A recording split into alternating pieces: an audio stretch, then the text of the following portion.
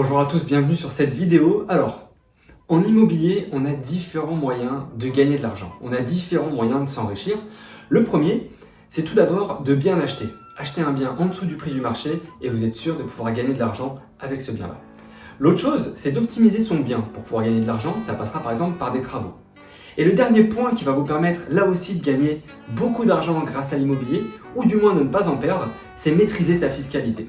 Alors comprendre la fiscalité, c'est avant tout comprendre comment fonctionne l'impôt sur le revenu. Je vais vous l'expliquer rapidement dans cette courte vidéo.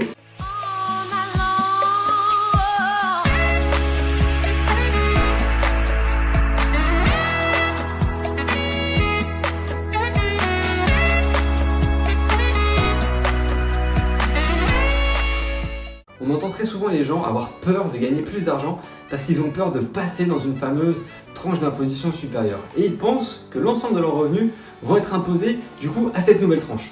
Alors que non, et c'est pour ça qu'on parle de tranche, c'est qu'on aura une partie de nos revenus qui vont être imposés dans une tranche, une autre dans une autre et une autre encore dans une autre si jamais, évidemment, on monte de tranche. Alors, je vais vous donner un exemple, vous allez comprendre très vite. Alors donc, quelles sont ces tranches? Entre 0 et 10 064 €, on va être tout simplement à 0%. On ne paiera rien. Si vos revenus sont situés entre 0 et 10 064 €, vous ne paierez donc aucun impôt. Au-dessus, donc entre 10 065 € et 25 659 €, vous serez dans une tranche à 11%. Ça veut dire que si vos revenus sont situés entre 10 065 et 25 659 €, vous paierez à ce moment-là 11% d'imposition.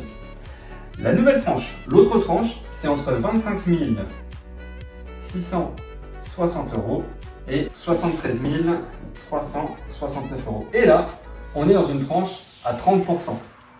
On va continuer. 73 370 € et 157 806 €. On est dans une tranche à 41. Donc la dernière tranche, c'est tout ce qui est au-dessus de 157 807 €. Et là, on va venir payer 45% d'impôt.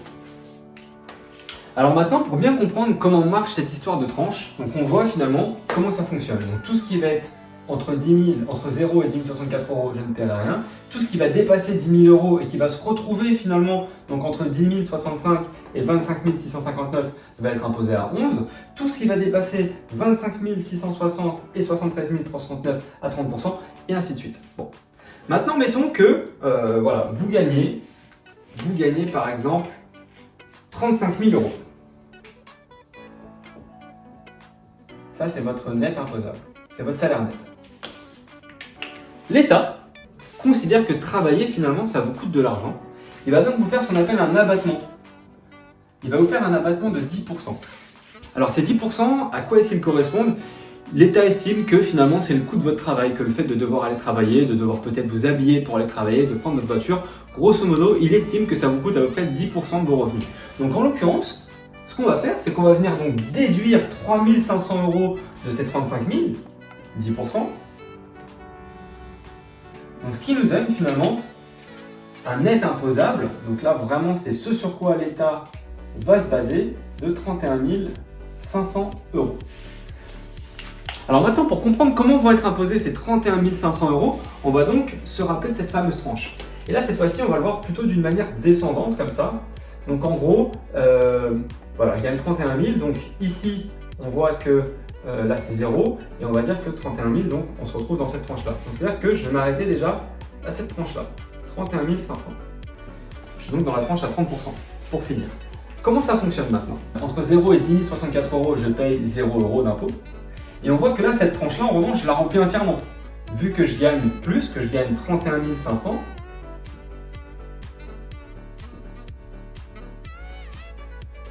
vu que je gagne 31 500, on voit que j'arrive donc dans cette tranche, comme on l'a dit, et que celle-ci, donc je la remplis entièrement. Donc sur toute cette tranche, je vais payer 11%. Donc comment savoir exactement combien je paye? C'est très simple.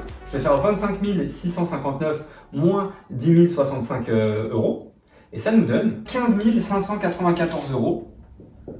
15 594 € qui, eux, vont être imposés à 11%. Donc dans cette tranche, quand on fait le calcul, au total, j'ai 15 594 euros.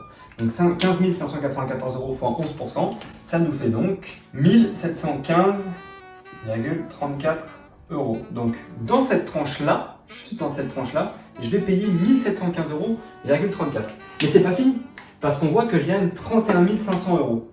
Et donc du coup, même principe, donc on voit que je m'arrête à 31 500. Donc pour savoir combien je paye dans cette tranche-là, je vais faire 31 500 moins 25 660, ça fait 5 840. Donc ici, j'ai 5 840 euros qui vont être imposés à 30%. Donc sur la troisième tranche, je vais donc payer en impôt 1752 euros. Donc au total, je vais payer donc 1752 plus 1715,34 euros. Je vais donc payer au total 3467 euros. 34 centimes. Tout ça donc c'est mon impôt. Si par exemple j'avais gagné 60 000 euros, d'accord, si j'étais arrivé là, et ben pour calculer combien je dois payer dans cette tranche, j'aurais fait donc 60 000 moins 25 660. Donc voilà comment est-ce qu'on calcule. Vraiment, dans chaque tranche, donc il est important de comprendre combien est-ce qu'on doit payer par tranche, d'accord.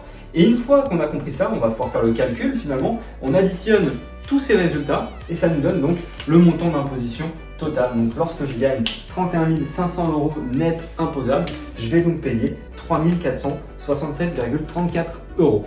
Comprendre comment marche l'impôt sur le revenu, c'est comprendre par la suite comment vont être imposés nos loyers. Si vous n'achetez pas à travers une société, vos loyers vont être calculés finalement en partant de cette base-là. Donc vous allez donc comprendre comment est-ce qu'on calcule l'impôt sur les loyers. On aura donc cette base-là et on aura un impôt supplémentaire, c'est les prélèvements sociaux qui sont à 17,6%. On viendra donc ensuite ajouter ces deux impôts et ça nous donnera donc l'impôt de nos loyers. Donc si par exemple je suis dans une tranche à 30% et que donc j'ai des revenus issus finalement de mes investissements locatifs, pour l'imposition, on va donc se baser sur ma tranche marginale d'imposition, donc ma TMI, donc en l'occurrence 30%, auquel on va ajouter donc 17,6% de prélèvements sociaux. Ça veut dire que sur les revenus issus finalement de mes investissements locatifs, je paierai 47,6% d'imposition. Et on verra donc dans une prochaine vidéo comment faire pour payer moins d'impôts sur les revenus locatifs, parce qu'il y a des moyens et justement maîtriser sa fiscalité nous permet finalement de ne pas payer d'impôts sur nos revenus locatifs, et on verra ensuite dans quelles circonstances, dans quelles conditions